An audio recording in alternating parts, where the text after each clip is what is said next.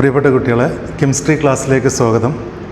കഴിഞ്ഞ ക്ലാസ്സിൽ നമ്മൾ സർഫസ് കെമിസ്ട്രിയിൽ കൊളോയിഡ്സ് എന്നുള്ള പാർട്ടിൻ്റെ ക്ലാസിഫിക്കേഷനും അതേപോലെ പ്രിപ്പറേഷൻ ആൻഡ് പ്യൂരിഫിക്കേഷനാണ് കംപ്ലീറ്റ് ആയത്. എന്തായിരുന്നു നമ്മൾ കൊളോയിഡ്സ് എന്ന് പറഞ്ഞാൽ എന്തായിരുന്നു? പാർട്ടിക്കിളിൻ്റെ size between 1 nanometre and 1000 nanometre ആണെങ്കിൽ നമ്മളതിനെ പറയും കൊളോയിഡ്സ് എന്ന് പറയും. അങ്ങനെയല്ല നമ്മൾ പഠിച്ചത്. 1 നാനോമീറ്ററിൽ താഴെയാണെങ്കിൽ അതിനെ സൊല്യൂഷൻ എന്ന് പറയും. 1000 നാനോമീറ്ററിൽ കൂടുതലാണെങ്കിൽ സസ്പെൻഷൻ എന്നും പറയും. സസ്പെൻഷൻ. ഇതിൻ്റെ ഇടയ്ക്കാണെങ്കിൽ നമ്മളതിനെ പറയുന്ന പേരാണ് കൊളോയിഡ്സ്. ഓക്കെ, നമുക്ക് ഈ പാർട്ടിൽ ഇന്ന് നമുക്ക് പഠിക്കാനുള്ളത് പ്രോപ്പർട്ടീസ് ഓഫ് കൊളോയിഡ്സ് ആണ്. എന്തൊക്കെയാണ് കൊളോയിഡ്സിൻ്റെ പ്രോപ്പർട്ടീസ് നോക്കാം. നമുക്ക് കൊളോയിഡ്സിൻ്റെ പ്രോപ്പർട്ടീസ് അതിൽ ആദ്യം നമ്മൾ പഠിക്കുന്നത് കോളിഗേറ്റീവ് പ്രോപ്പർട്ടീസാണ്. എന്താ കോളിഗേറ്റീവ് പ്രോപ്പർട്ടീസ് എന്ന് പറഞ്ഞാൽ? നമ്മൾ കോളിഗേറ്റീവ് പ്രോപ്പർട്ടീസ് നമ്മൾ സൊല്യൂഷൻ എന്നുള്ള ചാപ്റ്ററിൽ പറഞ്ഞിരുന്നു. These are properties of solution which depends only on number of particle and not on nature of particle. നമ്പറിനെ മാത്രമേ ഡിപ്പെൻഡ് ചെയ്യുള്ളൂ, നേച്ചറിനെ ഡിപ്പെൻഡ് ചെയ്യാത്ത പാർട്ടിക്കിളാണ് പ്രോപ്പർട്ടീസാണ് കൊളോയിഡൽ കോളിഗേറ്റീവ് പ്രോപ്പർട്ടീസ്. ഓർമ്മ ഉണ്ടോ നമ്മളത് പഠിച്ചത്? ഇവിടെ നമ്മൾ സൊല്യൂഷനിൽ പഠിച്ചാണ്. ഏതൊക്കെയായിരുന്നു ഇമ്പോർട്ടൻ്റ് ആയിട്ടുള്ള കോളിഗേറ്റീവ് പ്രോപ്പർട്ടി? ഒന്ന്, relative lowering of vapour pressure, അതേപോലെ elevation in boiling point, depression in freezing point, osmotic pressure. ഇതായിരുന്നു നമ്മൾ കോളിഗേറ്റീവ് പ്രോപ്പർട്ടീസ് പറഞ്ഞത്. നമ്മൾ കൊളോയിഡ്സിനും അതേപോലെ കോളിഗേറ്റീവ് പ്രോപ്പർട്ടീസ് ഉണ്ട്. പക്ഷേ പ്രശ്നം എന്താ വെച്ചാൽ നമ്മൾ കൊളോയിഡ്സിൻ്റെ പാർട്ടിക്കിളിൻ്റെ സൈസ് എത്രയാണ് പറഞ്ഞത്? ബിറ്റ്വീൻ 1 നാനോമീറ്റർ ആൻഡ് 1000 നാനോമീറ്റർ ആണ്.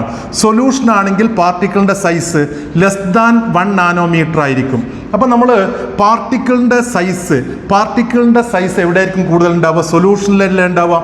നമ്മൾ സബ്സ്റ്റൻസ് എടുത്തിട്ട് അതിന് 1 ഗ്രാം സബ്സ്റ്റൻസ് എടുത്തു, അത് സൊല്യൂഷനാക്കി ഉണ്ടാക്കുമ്പോൾ പാർട്ടിക്കിളിൻ്റെ സൈസ് എന്തായിരിക്കും? 1 നാനോമീറ്ററിനേക്കാളും കുറവ്. കൊളോയിഡ് ആണെങ്കിൽ 1 നാനോമീറ്റർ ടു 1000 നാനോമീറ്ററിൻ്റെ ഇടയ്ക്ക് സൈസ് ഉണ്ട്. അപ്പോൾ പാർട്ടിക്കിളിൻ്റെ എണ്ണം കുറവ് എവിടെ ഉണ്ടാവുക? കൊളോയിഡ്സിലാണ് ഉണ്ടാവുക. കൂടുതൽ എവിടെ ഉണ്ടാവുക? സൊല്യൂഷനിലാണ് ഉണ്ടാവുക. അപ്പോൾ കോളിഗേറ്റീവ് പ്രോപ്പർട്ടി എവിടെ കൂടുതൽ ഉണ്ടാവുക? സൊല്യൂഷനിൽ. മനസ്സിലായില്ലേ? പാർട്ടിക്കിളിൻ്റെ സൈസ് കൂടുതലാണ് കൊളോയിഡ്സിൽ, അതുകൊണ്ട് തന്നെ പാർട്ടിക്കിളിൻ്റെ എണ്ണം എന്തായിരിക്കും? കുറവായിരിക്കും. അതുകൊണ്ട് കോളിഗേറ്റീവ് പ്രോപ്പർട്ടീസ് കൊളോയിഡ്സിൻ്റെ കേസിൽ സൊല്യൂഷനേക്കാളും കുറവായിരിക്കും. എന്താ colloidal particles being bigger aggregates, number of particles in A colloidal solution is comparatively small as compared to true solution. Hence, values of colligative properties are small order as compared to values shown by true solution at the same concentration. മനസ്സിലായോ പറയുന്നത്? Okay, അപ്പോൾ നമ്മൾ പറഞ്ഞ എന്താണ്? Same concentration. അതായത് 1 ലിറ്ററിൽ ഒരു 1 gram substance add ചെയ്യുക, അങ്ങനെ എന്തെങ്കിലും കരുതി നോക്ക്. അത് ട്രൂ സൊല്യൂഷൻ ആണെങ്കിൽ പാർട്ടിക്കിളിൻ്റെ എണ്ണം കൂടുതലും, കൊളോയിഡ് ആണെങ്കിൽ പാർട്ടിക്കിളിൻ്റെ എണ്ണം കുറവായിരിക്കും. അപ്പോൾ കോളിഗേറ്റീവ് പ്രോപ്പർട്ടീസ് നമ്മൾ എടുക്കുകയാണെങ്കിൽ അത് എവിടെയാണ് കൂടുതൽ ഉണ്ടാവുക? സൊല്യൂഷൻ്റെ കേസിലാണ് കൂടുതൽ ഉണ്ടാവുക എന്നുള്ളത്. മനസ്സിലായില്ലേ അത്? ഓക്കെ, അപ്പോൾ ഒന്നാമത്തെ പ്രോപ്പർട്ടി കഴിഞ്ഞു, കോളിഗേറ്റീവ് പ്രോപ്പർട്ടീസ്. ഇനി രണ്ടാമത്തെ പ്രോപ്പർട്ടി നോക്കൂ. എന്താ എഴുതിയെന്താ? Tyndall effect. നന്നായിട്ട് പഠിക്കേണ്ട ഒന്നാണ്, എക്സാമിനൊക്കെ നമുക്ക് ഇമ്പോർട്ടൻ്റ് ആണ് ടിൻഡൽ ഇഫക്റ്റ്. ടിൻഡൽ ഇഫക്റ്റ് എന്ന് പറഞ്ഞാൽ അതിനൊരു എക്സാമ്പിൾ ഇപ്പോൾ നമ്മൾ പറയാം. നോക്കൂട്ടോ, ടിൻഡൽ ഇഫക്റ്റിന് എക്സാമ്പിളാണ് നമ്മൾ നല്ല മൂടൽ മഞ്ഞൊക്കെ ഉള്ള സമയത്ത് കുറച്ച് മഞ്ഞൊക്കെ ഉണ്ടെങ്കിൽ മരത്തിൻ്റെ ഇടയിലൂടെ ലൈറ്റ് ഇങ്ങനെ സൺലൈറ്റ് വരുമ്പോൾ നമുക്ക് ഫോട്ടോസിലൊക്കെ കാണാൻ പറ്റും. ആ ലൈറ്റിൻ്റെ പാത്ത് ഇങ്ങനെ കാണാൻ പറ്റും, ശരിയല്ല? അതേപോലെ റൂമിൽ പുകയൊക്കെ ഉണ്ടെങ്കിൽ അതിൽ ലൈറ്റ് വരികയാണെങ്കിൽ ആ ലൈറ്റിൻ്റെ സൺലൈറ്റ് വരുമ്പോൾ അതിൻ്റെ പാത്ത് ഇങ്ങനെ ബീം ഓഫ് ലൈറ്റായിട്ട് കാണാൻ പറ്റും. അതേപോലെ നമ്മളിപ്പോൾ രാത്രിയിലൊക്കെ വാഹനം ഓടിച്ച് പോവുകയാണെങ്കിൽ പൊടിപടലൊക്കെ ഉള്ള സ്ഥലത്ത് കൂടിയാണ് വാഹനം ഓടിച്ച് പോകുന്നതെങ്കിൽ ലൈറ്റിൻ്റെ പാത്ത് ശരിക്കും നമുക്ക് വണ്ടിയുടെ ലൈറ്റിൻ്റെ പാത്ത് ശരിക്കും കാണാൻ പറ്റും. ഇതിനൊക്കെ നമുക്ക് പറയാം ടിൻഡൽ ഇഫക്റ്റ് എന്ന് പറയാം. എന്താ ഇപ്പോൾ ടിൻഡൽ ഇഫക്റ്റ് എന്ന് പറഞ്ഞാൽ? ഇത്രയേ ഉള്ളൂ.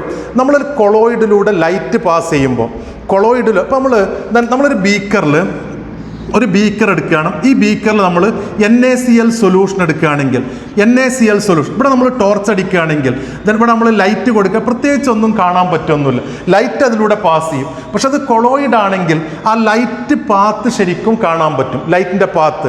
അതിനാണ് നമ്മൾ എന്ത് വിളിക്കുന്നത്? ടിൻഡൽ ഇഫക്റ്റ് എന്ന് പറയുന്നത്. ആ സസ്പെൻഷൻ ആണെങ്കിൽ നല്ല ചെളിവെള്ളമാണെങ്കിൽ അതിലൂടെ ലൈറ്റ് പുറത്തേക്ക് പോവില്ല. അപ്പോൾ എന്താ ടിൻഡൽ ഇഫക്റ്റ് എന്ന് പറഞ്ഞാൽ? എന്താ? when a beam of light is passed through a colloid, the path become visible. നമ്മൾ കൊളോയിഡിലൂടെ ലൈറ്റ് പാസ് ചെയ്യുമ്പോൾ ആ പാത്ത് കാണാൻ പറ്റും.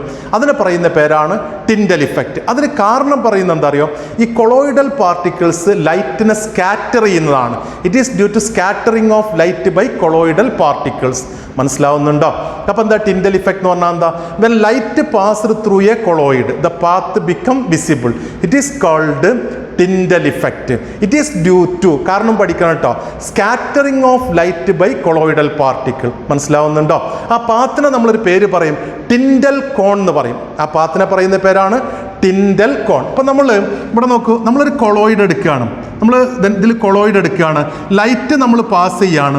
ദെൻ ഇതിനെ ഒരു കൺവേർജ് ലെൻസ് ഉപയോഗിച്ച് ഇങ്ങനെ പാസ് ചെയ്യുകയാണെങ്കിൽ ഈ പാത്ത് നമുക്ക് കൃത്യമായിട്ട് കാണാൻ പറ്റും. ഈ പാത്ത് നമ്മൾ പറയുന്ന പേരാണ് ടിൻഡൽ കോൺ. അവിടെ കാണുന്നുണ്ട് ടിൻഡൽ കോൺ. മനസ്സിലാവുന്നുണ്ടോ അത്?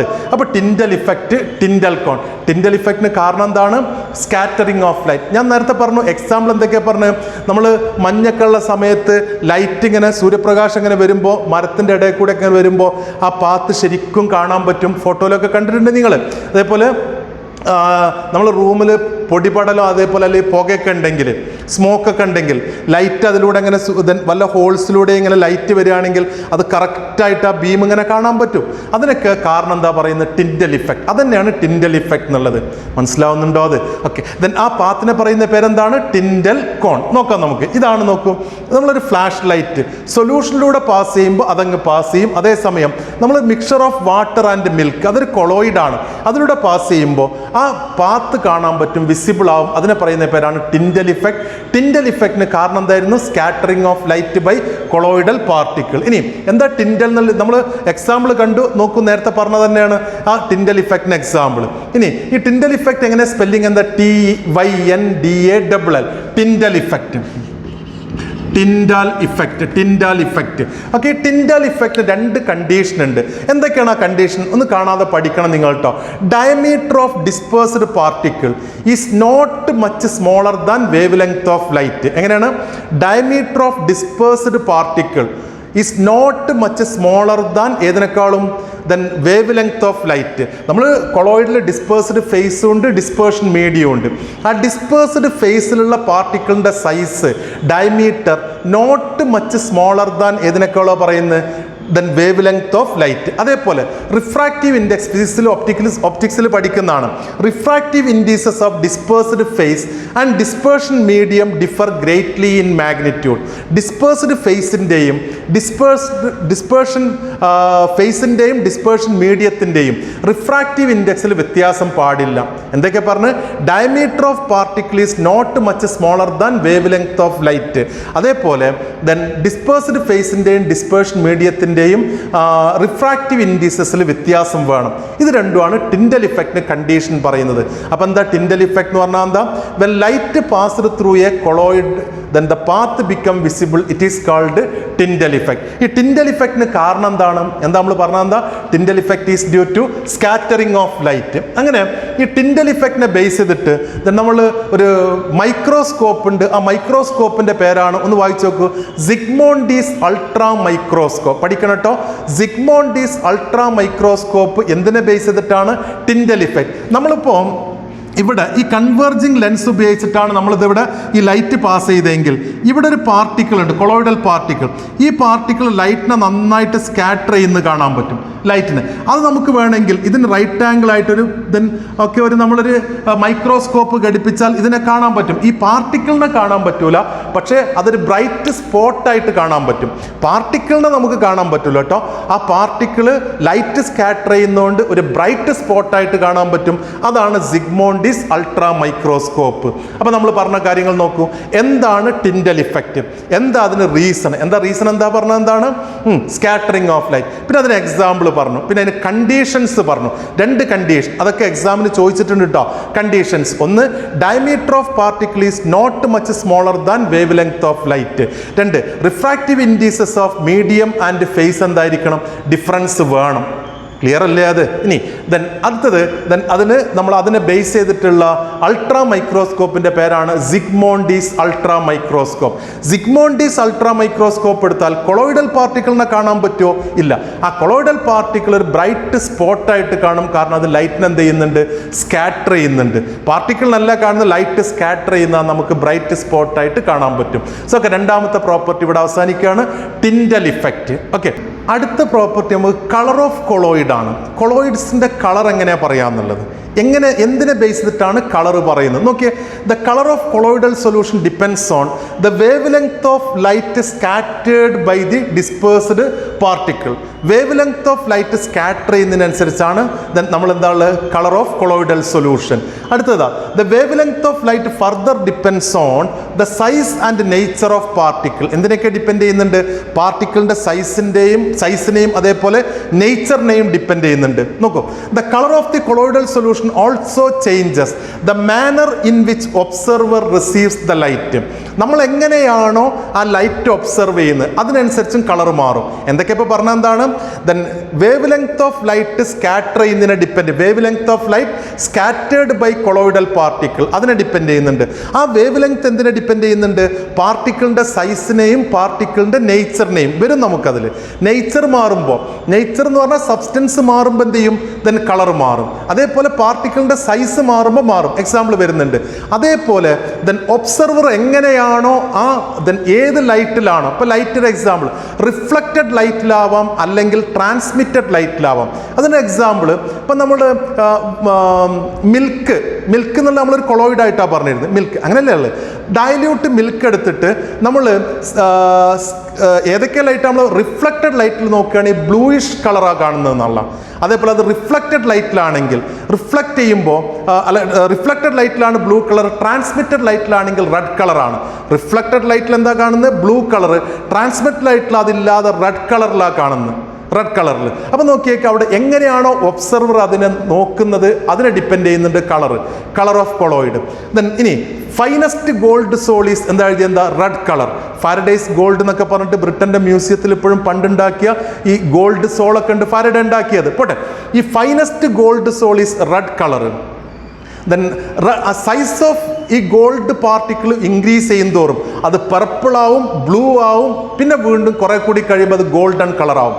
നമ്മൾ ഗോൾഡ് സോൾ എന്നുള്ളത് ഞാൻ പറഞ്ഞു, ഫാരഡേസ് ഗോൾഡ്, ഫാരഡേ അന്നുണ്ടാക്കിയ ഗോൾഡ് സോൾ ബ്രിട്ടന്റെ മ്യൂസിയത്തിൽ ഇപ്പോഴും ഉണ്ടെന്ന് പറഞ്ഞു. നിങ്ങൾ നെറ്റിൽ സെർച്ച് ചെയ്ത് നോക്ക്, കാണാൻ പറ്റും അതിന്റെ കളർ എന്താന്നുള്ളത്. അത് റെഡ് കളറിലാണ്. റെഡ് കളറിൽ പാർട്ടിക്കിളിന്റെ സൈസ് കൂടുന്തോറും പർപ്പിൾ കളറായി, പിന്നെന്താ എഴുതിയെന്താ? ബ്ലൂ കളർ, ഫൈനലി എന്താണ്? Golden colour. അപ്പൊ കളർ ഓഫ് കൊളോയിഡ് എന്തിനൊക്കെ ഡിപ്പെൻഡ് ചെയ്യുന്നുണ്ട്? ഒന്ന് നമ്മൾ പറഞ്ഞു wavelength of light scattered by particle. ഇനി ആ വേവ് ലെങ്ത് ഓഫ് ലൈറ്റ് എന്തിനൊക്കെ ഡിപ്പെൻഡ് ചെയ്യുന്നുണ്ട്? സൈസിനെയും അതേപോലെ നേച്ചറിനെയും. പിന്നെ എങ്ങനെയാണോ ഒബ്സർവർ ആ ലൈറ്റിനെ നോക്കുന്നത്, ആ കൊളോയിഡിനെ വ്യൂ ചെയ്യുന്നത് അതിനനുസരിച്ച് മാറാമെന്ന് പറഞ്ഞു. അത് നമ്മൾ എക്സാമ്പിൾ കൊടുത്തതാണ് മിൽക്ക് ട്രാൻസ്മിറ്റഡ് ലൈറ്റ് ആണെങ്കിൽ അതേപോലെ സ്കാറ്റേർഡ് ലൈറ്റ്. റിഫ്ലക്റ്റഡ് ലൈറ്റിൽ ബ്ലൂ കളർ ആണെങ്കിൽ ട്രാൻസ്മിറ്റഡ് ലൈറ്റിൽ റെഡ് കളറാണ്. പിന്നെ പാർട്ടിക്കിളിന്റെ സൈസിനെ ഡിപ്പെൻഡ് ചെയ്യുന്ന പറഞ്ഞ എക്സാമ്പിൾ ഏതാണ്? Gold. Finest gold sol red colour ആണെങ്കിൽ പാർട്ടിക്കിളിന്റെ സൈസ് കൂടുന്തോറും പർപ്പിൾ ആവാം, ബ്ലൂ ആവാം, ഗോൾഡൻ കളർ ആവാം. ഒരു പിക്ചർ ഇങ്ങനെ നോക്കൂ കേട്ടോ. ഇവിടെ നോക്കൂ, ആദ്യം ഫൈനസ്റ്റ് ഗോൾഡ് സോൾ ആണ്. താഴെ കാണുന്ന സൈസ് വെറുതെ ഒരു സൈസ് റെഡ് കളറാണ്. പിന്നെ അതിലേക്ക് മാറുന്നുണ്ട്, പർപ്പിൾ കളറിലേക്ക് മാറുന്നുണ്ട്, പിന്നെ ബ്ലൂ കളറായി മാറുന്നുണ്ട്. വേറെ കളർ നോക്കൂ, ഇതന്നെ റെഡ്, പർപ്പിൾ, ബ്ലൂ, പിന്നെ ഏതാ വരുന്നത്? ഗോൾഡൻ കളറിലേക്ക് എത്തുന്നു. പാർട്ടിക്കിളിന്റെ സൈസ് മാറുമ്പോൾ കൊളോയിഡ്സിന്റെ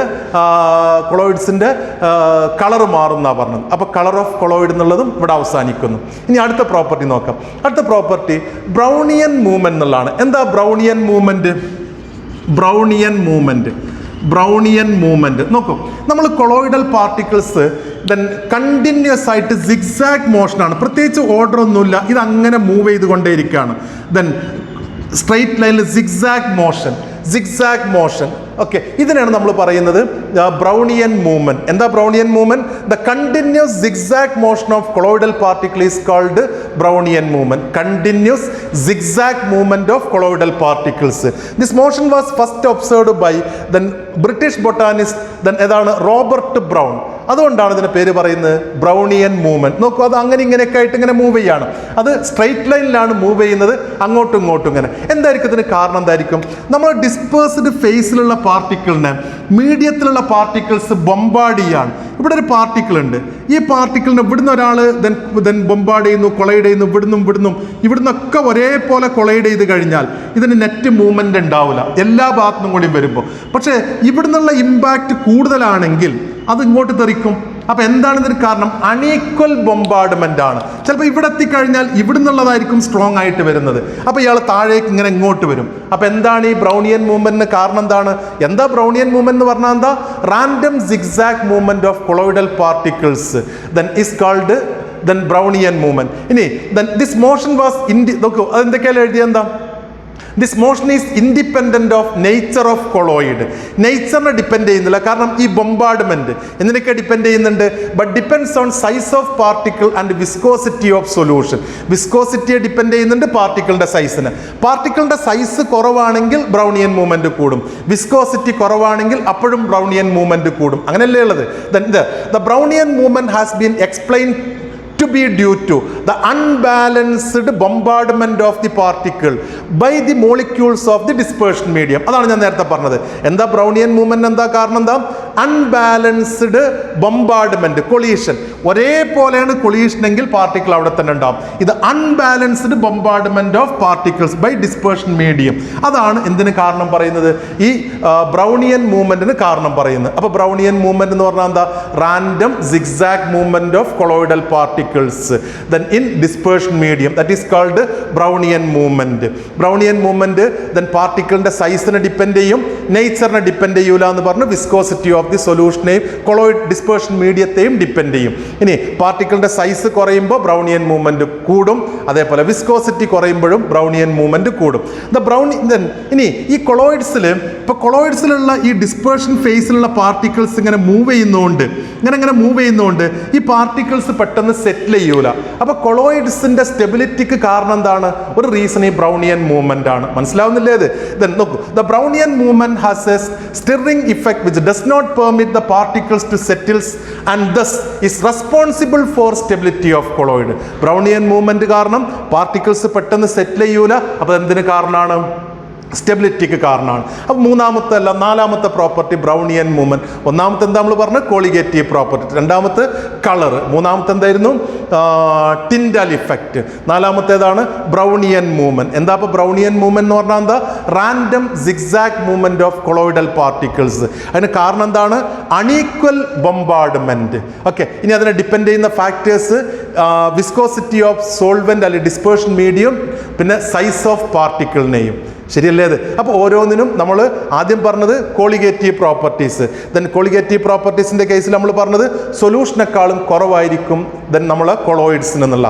ഇനി കളറിന് കാരണം എന്തായിരുന്നു? സ്കാറ്ററിങ്, ആ സ്കാറ്റേർഡ് ലൈറ്റിന്റെ വേവ് ലെങ്ത്തിനെ ഡിപ്പെൻഡ് ചെയ്യും എന്നുള്ളത്. ടിൻഡൽ ഇഫക്റ്റ് എന്ന് പറഞ്ഞു ലൈറ്റ് പാസ് ചെയ്യുമ്പോൾ ആ പാത്ത് ബിക്കം വിസിബിൾ. അതിന് കാരണം എന്താണ്? Then scattering of light. Brownian movement എന്ന് പറഞ്ഞാൽ the zigzag movement of colloidal particle. അതിന് കാരണം unequal bombardment of particles by dispersion medium. Okay, then ഇനി ഈ Brownian movement gives a stability to the colloid. Okay, അടുത്ത പ്രോപ്പർട്ടി നമുക്ക് പറയാനുള്ളത് charge of colloids. Charge on colloidal particles ആണ്. നമുക്ക് കാണാൻ പറ്റിയത് ഈ കൊളോയിഡ്സിന് ചാർജ് ഉണ്ട് എന്നുള്ള. കൊളോയിഡൽ ഒരു കൊളോയിഡ് എടുത്തു കഴിഞ്ഞാൽ അതിനൊന്നെങ്കിൽ പോസിറ്റീവ് ചാർജ് അല്ലെങ്കിൽ നെഗറ്റീവ് ചാർജ്. ദെൻ നമ്മളിപ്പോൾ arsenic sulphide colloid AS2S3 colloid എടുത്താൽ അതിന് സാധാരണ നെഗറ്റീവ് ചാർജാണ്. ഈ കൊളോയിഡ്സിന്, കൊളോയിഡൽ പാർട്ടിക്കിൾസിനൊക്കെ ഇതിപ്പോൾ ആഴ്സനിക് സൾഫൈഡ് കൊളോയിഡ് ആണെങ്കിൽ നെഗറ്റീവ് ചാർജാണ്. ഈ നെഗറ്റീവ് ചാർജ് അപ്പോൾ ഒന്നെങ്കിൽ നെഗറ്റീവ് ചാർജ്, ഇതിനെല്ലാവർക്കും നെഗറ്റീവ് ചാർജ്. വേറെ ചില കൊളോയിഡ് എടുത്താൽ സിൽവർ അയോഡൈഡ് കൊളോയിഡ് നമുക്ക് വരുന്നുണ്ട്. സിൽവർ അയോഡൈഡ് കൊളോയിഡ് അത് പോസിറ്റീവ് ആകാം അല്ലെങ്കിൽ നെഗറ്റീവ് ആകാം, ഏതെങ്കിലും ഒരു ചാർജ്. അപ്പോൾ ഈ കൊളോയിഡ്സിനൊക്കെ ഒരേ ചാർജ് ഉള്ളത് കാരണം, ഈ കൊളോയിഡൽ പാർട്ടിക്കിൾസിനൊക്കെ ഒരേ ചാർജ് ഉള്ളത് കാരണം അവർ പരസ്പരം വന്നിട്ട് ദെൻ ഒക്കെ റിപ്പൾഷനാണ് ഉണ്ടാവുക. ഈ റിപ്പൾഷനാണ്, ഈ ചാർജാണ് എന്തിന് കാരണം? സ്റ്റെബിലിറ്റി ഓഫ് കൊളോയിഡിന് കാരണം. എന്താ എഴുതിയ എന്താ? കൊളോയിഡ്സിന് colloidal particle always carry an electric charge. The nature of this charge is same for all particles in a given colloidal solution and may be either positive or negative. കൊളോയിഡ്സിന് charge ഉണ്ട്, അത് positive ആകാം അല്ലെങ്കിൽ negative ആകാം. പക്ഷെ ഒരു given കൊളോയിഡിന് ആ charge എന്തായിരിക്കും? സെയിം ആയിരിക്കും. മനസ്സിലാവുന്നുണ്ടോ? ചാർജ് ഉണ്ട് എന്ന് അത് എക്സ്പെരിമെന്റ് വെച്ചിട്ട് നമുക്ക് തെളിയിക്കാൻ പറ്റും. പിന്നെ the presence of equal and similar charge on colloidal particle is largely responsible for stability of the colloidal solution because the repulsive forces between charged particle having same charge prevent them from aggregating when they come closer to one another. എന്താ എഴുതി എന്താണ്? അപ്പോൾ ഈ ചാർജാണ് എന്തിന് കാരണം പറയുന്നത്? കൊളോയിഡ്സിന്റെ സ്റ്റെബിലിറ്റിക്ക് കാരണം പറയുന്നത്. ഒരേ ചാർജ് ആയതുകൊണ്ട് അവർ തമ്മിൽ എന്തുണ്ടാവും? റിപ്പൾഷൻ ഉണ്ടാവും. അപ്പോൾ മോളിക്യൂൾസ് തമ്മിൽ വന്നിട്ട് അഗ്രിഗേഷൻ ഉണ്ടാവില്ല. അല്ലെങ്കിൽ അവർ വന്നിട്ട് ഒന്നിച്ച് വന്നിട്ട് ദെൻ സൈസ് കൂടും. അപ്പോൾ അത് സസ്പെൻഷനായിട്ട് മാറാൻ സാധ്യതയുണ്ട്. അപ്പോൾ കൊളോയിഡിന്റെ സ്റ്റെബിലിറ്റിക്കുള്ള ഒരു കാരണം എന്താ? നേരത്തെ നമ്മൾ പറഞ്ഞു ബ്രൗണിയൻ മൂവ്മെന്റ് ഉണ്ടെന്ന് പറഞ്ഞു. ഇപ്പം നമ്മൾ പറയുന്നു ചാർജ് കൂടി എന്തിന് റീസൺ ആണ്? കൊളോയിഡിന്റെ സ്റ്റെബിലിറ്റിക്ക് കാരണമാണെന്നുള്ളത്. അപ്പോൾ എന്താ ചാർജ് എന്നുള്ള എന്താണ്? ഒരു ഗിവൺ കൊളോയിഡിന് ഒന്നെങ്കിൽ പോസിറ്റീവ് ചാർജ് അല്ലെങ്കിൽ നെഗറ്റീവ് ചാർജ്. കുറച്ച് എക്സാമ്പിൾ നോക്കാം. നിങ്ങൾക്ക് നോക്കിയേ, ഹൈഡ്രേറ്റഡ് മെറ്റാലിക് സോൾട്സ്, ഇപ്പോൾ അലൂമിനിയം ഹൈഡ്രോക്സൈഡ് അങ്ങനെയൊക്കെ ഹൈഡ്രേറ്റഡ് ദെൻ മെറ്റാലിക് സോൾട്സിനൊക്കെ, മെറ്റാലിക് കൊളോയിഡ്സിനൊക്കെ, ഹൈഡ്രേറ്റഡ് മെറ്റാലിക് ഓക്സൈഡ്സിനൊക്കെ പോസിറ്റീവ് ചാർജാണ്. അതേപോലെ ബേസിക് ഡൈസ്റ്റഫ്സ്, ഹീമോഗ്ലോബിൻ, ബ്ലഡിലുള്ള ഹീമോഗ്ലോബിന് പോസിറ്റീവ് ചാർജാണ് പറയുന്നത്. അതേപോലെ ഓക്സൈഡ്സ്, ടൈറ്റാനിയം ഓക്സൈഡിനൊക്കെ ഈ ചാർട്ട് ടെക്സ്റ്റിലുണ്ട് കേട്ടോ, നിങ്ങൾ നോക്കിയാൽ മതി. ഇതേപോലെ നെഗറ്റീവ് ചാർജിന് metal sols, copper, silver, gold സോളൊക്കെ ഇതൊക്കെ നെഗറ്റീവ് ചാർജാണ്. മെറ്റാലിക് സൾഫൈഡ്, ഞാൻ നേരത്തെ പറഞ്ഞ arsenic sulphide, antimony sulphide, cadmium sulphide അതൊക്കെ നെഗറ്റീവ് ചാർജാണ്. ആസിഡ് ഡൈസ്റ്റഫ്സ്, അതേപോലെ സോൾസ് ഓഫ് സ്റ്റാർച്ച് കൊളോയിഡ്, നമ്മൾ പറഞ്ഞു സ്റ്റാർച്ച് വെള്ളത്തിൽ കലക്കിയാൽ, അതേപോലെ ഗം, ജലാറ്റിൻ, അതേപോലെ ക്ലേ, ചാർക്കോൾ അതൊക്കെ എന്തിന് എക്സാമ്പിൾ ആണ്? നെഗറ്റീവ് ചാർജിന് എക്സാമ്പിൾ ആണ്. എക്സ്പെരിമെന്റലായിട്ട് കാണാൻ പറ്റുന്നതാണ്. നമുക്ക് അടുത്ത് വരുന്നുണ്ട്, ഒരു എക്സ്പെരിമെന്റ് വരുന്നുണ്ട്. അപ്പൊ എന്താണ്? കൊളോയിഡ്സിന് ചാർജ് ഉണ്ട്, ഒന്നെങ്കിൽ പോസിറ്റീവ് ചാർജ് അല്ലെങ്കിൽ നെഗറ്റീവ് ചാർജ്. ഇനി അത് എക്സ്പ്ലെയിൻ ചെയ്യണം. എങ്ങനെ കൊളോയിഡ്സിന്റെ ചാർജ് എക്സ്പ്ലെയിൻ ചെയ്യുന്നു എന്നുള്ള 2-3 തിയറീസ് ഉണ്ട്. ചാർജ് ഓൺ കൊളോയിഡ്സ് നോക്കിയേ, the charge on colloidal particle is due to one or more reason. Due to electron capture by sol particle during electro dispersion of metals. അത് അതിന്റെ preparation ആണ്. അപ്പോൾ ഇതിൽ ഈ ഇലക്ട്രോ ഡിസ്പേർഷനിൽ ഇലക്ട്രോൺ ക്യാപ്ചർ തിയറി ഇത് വെച്ചിട്ടാണ് ഈ മെറ്റൽ സോളുകളൊക്കെ നെഗറ്റീവ് ചാർജ് എന്നൊക്കെ പറയാം. മെറ്റൽ സോളുകൾ ഇലക്ട്രോൺ ക്യാപ്ചർ ചെയ്തിട്ടാണ് നെഗറ്റീവ് ചാർജ് വന്നത്. അതേപോലെ due to preferential adsorption of ions from solution, preferential adsorption നമുക്കത് വരുന്നുണ്ട്, അത് നമുക്ക് പറയാം എങ്ങനെ ഈ പ്രിഫറൻഷ്യൽ അഡ്സോർപ്ഷൻ എന്നുള്ളത്. പിന്നെ due to formulation of electrical double layer, അത് ഏകദേശം ആ പ്രിഫറൻഷ്യൽ അഡ്സോർപ്ഷൻ വെച്ചിട്ട് തന്നെ നമ്മൾ അതും എക്സ്പ്ലെയിൻ ചെയ്യുന്നുണ്ട്. നോക്കിയേക്ക് എങ്ങനെയാണ് ഈ ചാർജ് വരുന്നത്. അടുത്ത് നോക്കൂ, preferential adsorption of ion is the most accepted reason. ഇതാണ് നമ്മൾ പ്രിഫറൻഷ്യൽ അഡ്സോർപ്ഷൻ ആണ് കാര്യമായിട്ട് അക്സെപ്റ്റ് ചെയ്യുന്നത്. നമ്മൾ സിൽവർ നൈട്രേറ്റ് സൊല്യൂഷനും പൊട്ടാസ്യം അയോഡൈഡ് സൊല്യൂഷനും കൂടി ആഡ് ചെയ്താൽ silver iodide plus potassium nitrate KNO3, ഈ സിൽവർ അയോഡൈഡ് കൊളോയിഡ് ആയിട്ട് മാറും. ഈ സിൽവർ അയോഡൈഡ് കൊളോയിഡ് പ്രിപ്പയർ ചെയ്യുന്നത് സിൽവർ നൈട്രേറ്റും അതേപോലെ പൊട്ടാസ്യം അയോഡൈഡ് കൂടി ആഡ് ചെയ്തിട്ടാണ് നമ്മൾ ആഡ് ചെയ്യുന്നത്. നോക്കൂ, ഈ സിൽവർ നൈട്രേറ്റ് നമ്മൾ ആഡ് ചെയ്യുന്നത് potassium iodide, excess potassium iodide ആണ് എടുക്കുന്നതെങ്കിൽ ഇവിടെ സിൽവർ അയോഡൈഡ് കൊളോയിഡ് ഉണ്ടാവും. എങ്ങനെ കൊളോയിഡ് ഉണ്ടാവുക? കുറേ എണ്ണം അഗ്രിഗേറ്റ് ചെയ്തിട്ടാണ് ഉണ്ടാവുക. നമ്മൾ ദെൻ മൾട്ടി മോളിക്കുലാർ കൊളോയിഡ് എന്ന് പറഞ്ഞാൽ ഉണ്ടാവുക. ഇങ്ങനെ കുറേ പാർട്ടിക്കിൾ ഉണ്ട് കൂടിയിട്ടാണ് ഈ ഒരു കൊളോയിഡൽ പാർട്ടിക്കിൾ ഉള്ളത്. എക്സസ് ഓഫ് പൊട്ടാസ്യം അയോഡൈഡ്, നമ്മൾ സിൽവർ നൈട്രേറ്റ് ആഡ് ചെയ്തത് പൊട്ടാസ്യം അയോഡൈഡ് എക്സസിലേക്കാണ്. അപ്പോൾ ഈ പൊട്ടാസ്യം അയോഡൈഡ് ഇനിയും അവിടെ ഉണ്ട്. ആ പൊട്ടാസ്യം അയോഡൈഡിൽ ഇതിൽ കോമൺ ആയിട്ടുള്ള അയോൺ ആരാണ്? I-. ആ I- ഇയാൾ അഡ്സോർബ് ചെയ്യും. I- അടുത്ത കൊളോയിഡൽ പാർട്ടിക്കിളും ഇതേപോലെ അഡ്സോർബ് ചെയ്യും. അപ്പോൾ എന്താ ചാർജ് വന്നത്? നെഗറ്റീവ് ചാർജ് വന്നു. അപ്പോൾ സിൽവർ അയോഡൈഡിന് എന്ത് ചാർജാണ്? Negative charge. രണ്ടാമത്തത് നമ്മൾ അടുത്ത പ്രിപ്പറേഷൻ എങ്ങനെയാണ്? പൊട്ടാസ്യം അയോഡൈഡ് സിൽവർ നൈട്രേറ്റിലേക്ക് ആഡ് ചെയ്യുന്നു. അപ്പോൾ എക്സസ് ആയിട്ട് സിൽവർ നൈട്രേറ്റ് ആണ് അവിടെ ഉള്ളത്. അന്നേരം സിൽവർ അയോഡൈഡ് ഇതേപോലെ കൊളോയിഡ് ഉണ്ടാവും. സിൽവർ അയോഡൈഡ് കൊളോയിഡ് കുറേ എണ്ണം കൂടിയിട്ടാണ് ഇതേപോലെ അഗ്രിഗേഷൻ. അപ്പോൾ ഇതിൽ കോമൺ ആയിട്ട് ഈ സിൽവർ നൈട്രേറ്റിലുള്ളത് Ag+ ആണ്. അവിടെ എക്സസ് ആയിട്ട് AgNO3 ആണല്ലോ ഉള്ളത്. അപ്പോൾ അതിൽ ഇത് അഡ്സോർബ് ചെയ്യുന്നത് ഇതിൽ കോമൺ ഫാക്ടർ സിൽവർ പ്ലസിനെയാണ്. അപ്പോൾ ഈ കൊളോയിഡിന് എന്താ ചാർജ് വന്നത്? പ്ലസ് ചാർജ്, പോസിറ്റീവ് ചാർജാണ് വന്നത്. അപ്പോൾ നമ്മൾ സിൽവർ അയോഡൈഡ് കൊളോയിഡിന് എന്തൊക്കെ ചാർജ് ആകാം? നെഗറ്റീവ് ചാർജ് ആകാം, പോസിറ്റീവ് ചാർജ് ആകാം. എന്തിനെ ബേസ് ചെയ്തിട്ടാണ്? നമ്മൾ എക്സസ് ആയിട്ട് ആരാണോ ഉള്ളത്, അപ്പോൾ പ്രിപ്പറേഷനെ ബേസ് ചെയ്തിട്ടാണ്. സിൽവർ നൈട്രേറ്റ് പൊട്ടാസ്യം അയോഡൈഡിലേക്ക് ആഡ് ചെയ്യുമ്പോൾ നമ്മൾ കൺസിഡർ ചെയ്യുന്നു പൊട്ടാസ്യം അയോഡൈഡ് ആണ് എക്സസ് എന്നുള്ളത്, അപ്പോൾ I- അഡ്സോർബ് ചെയ്തു. പൊട്ടാസ്യം അയോഡൈഡ് സിൽവർ നൈട്രേറ്റിലേക്ക് ആഡ് ചെയ്യുമ്പോൾ എക്സസ് ആയിട്ട് നമ്മൾ പറയുന്നു സിൽവർ ആണ് കൂടുതൽ, സിൽവർ നൈട്രേറ്റ് ആണ് കൂടുതലെങ്കിൽ അവിടെ Ag+ അഡ്സോർബ് ചെയ്യുന്നു. അപ്പോൾ നെഗറ്റീവ് ആകാം അല്ലെങ്കിൽ പോസിറ്റീവ് ആകാം. ഒന്ന് വായിച്ചു നോക്കൂ. When silver nitrate solution is added to potassium iodide solution, the precipitated silver iodide adsorb iodide ion from the dispersion medium and negatively charged colloidal solution results. മനസ്സിലാവുന്നുണ്ടോ? ഒക്കെ അടുത്ത്. However, when potassium iodide solution is added to AgNO3 solution, positively charged salt results due to adsorption of Ag+ ion from dispersion medium. അവിടെ നോക്കൂ, Ag+ adsorb ചെയ്തിട്ട്. അപ്പോൾ ഇതാണ് preferential adsorption theory. അതിന് common ആയിട്ടുള്ള അയോൺ അയാൾ അഡ്സോർബ് ചെയ്യും, ഒരു അയോണിനാണ് അഡ്സോർബ് ചെയ്യുന്നത്. അപ്പോൾ അതിന് ചാർജ് കിട്ടും, ഒന്നെങ്കിൽ പോസിറ്റീവ് ചാർജ് അല്ലെങ്കിൽ നെഗറ്റീവ് ചാർജ്. അപ്പോൾ സിൽവർ അയോഡൈഡ് കൊളോയിഡിന് ദെൻ അതിൻ്റെ പ്രിപ്പറേഷനെ ബേസ് ചെയ്തിട്ട് പോസിറ്റീവ് കൊളോയിഡ് ആകാം അല്ലെങ്കിൽ നെഗറ്റീവ് കൊളോയിഡ് ആകാം. നോക്കൂ, ദെൻ നമ്മൾ അടുത്ത് വരുന്നത് ഹെൽമോൾട്സ് ഇലക്ട്രിക്കൽ ഡബിൾ ലെയർ. എന്താണ് ആ പറയുന്നത് നോക്കൂ. അപ്പോൾ നമ്മളിവിടെ പൊട്ടാസ്യം അയോഡൈഡ് എക്സസ് ആയിട്ടുള്ള I- ഇയാൾ അഡ്സോർബ് ചെയ്തു. ഇവിടെ പൊട്ടാസ്യം കൗണ്ടർ അയോൺ ഉണ്ട്, ഇതിൻ്റെ കൗണ്ടർ അയോൺ. ഇത് നമ്മൾ വിളിക്കും സ്റ്റേഷനറി ഫേസ് എന്ന് വിളിക്കും, ഇതിനെ മൊബൈൽ ഫേസ് എന്ന് വിളിക്കും. ഇവിടെ പോസിറ്റീവ് അയോൺ ഉണ്ട്, നെഗറ്റീവ് അയോൺ ഉണ്ട്. ഇവക്കിടയ്ക്ക് ഒരു ചാർജ് സെപ്പറേഷൻ ഉള്ളതുകൊണ്ട് ഒരു പൊട്ടൻഷ്യൽ ഡിഫറൻസ് ക്രിയേറ്റ് ചെയ്യും. അതിനെ പറയുന്ന പേരാണ് ദെൻ ഈ രണ്ട് ലെയർ ആയിട്ട് കൺസിഡർ ചെയ്യുമ്പോൾ അതിനെ പറയുന്ന പേരാണ് ഹെൽമോൾട്സ് ഇലക്ട്രിക്കൽ ഡബിൾ ലെയർ. എന്താ പേര് കൊടുക്കുന്നത്? ഹെൽമോൾട്സ് ഇലക്ട്രിക്കൽ ഡബിൾ ലെയർ. ഇവക്കിടയ്ക്കുള്ള പൊട്ടൻഷ്യൽ ഡിഫറൻസിനെ പറയുന്ന പേരാണ് സീറ്റ പൊട്ടൻഷ്യൽ അല്ലെങ്കിൽ ഇലക്ട്രോ കൈനറ്റിക് പൊട്ടൻഷ്യൽ. സീറ്റ പൊട്ടൻഷ്യൽ അല്ലെങ്കിൽ ഇലക്ട്രോ കൈനറ്റിക് പൊട്ടൻഷ്യൽ. ഒന്ന് വായിച്ചു നോക്കും. The adsorption of positive or negative charge on the surface of colloidal particle attract counter ion from the medium foaming A second layer. Counter ion ഉണ്ട് ഇവിടെ. ഇതിനാണ് NO3- ആണ് counter ion ഉണ്ടാവുക. Okay, അപ്പോൾ second one, the combination of 2 layers of opposite charges around the colloidal particle is called combination of 2 layers of opposite charges. അതിനെ പറയുന്ന പേരാണ് ഹെൽമോൾട്സ് electrical double layer. എന്താ പേരെന്താ? ഹെൽമോൾട്സ് ഇലക്ട്രിക്കൽ ഡബിൾ ലെയർ. അപ്പോൾ നമുക്ക് വേണമെങ്കിൽ ഒന്ന് നോക്കാം പിക്ചറിൽ.